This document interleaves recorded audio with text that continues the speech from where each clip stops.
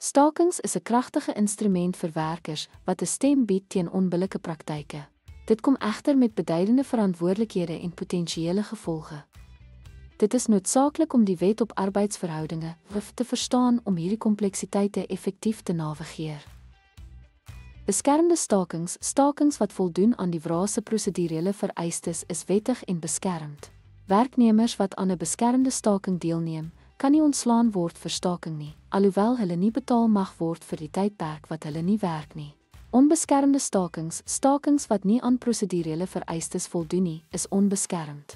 Werknemers wat betrokke is, kan ontslag en ander dissiplinêre stappe in die gesig staar. Verbode stakings, sekere stakings soos die in noodsaaklike dienste of instandhoudingsdienste waar stakings verbied word heeltemal verbied om die breër openbare belang en veiligheid te beskerm. Elke kategorie staking het verskillende implikasies vir beide werkgewers en werknemers. Ten slotte is dit noodsaaklik om die verskil tussen beskermde, onbeskermde en verbode stakings te verstaan om die regte en aanspreeklikhede van partye betrokke by arbeidsoptrede te bepaal. Dankie dat u by ons aangesluit het.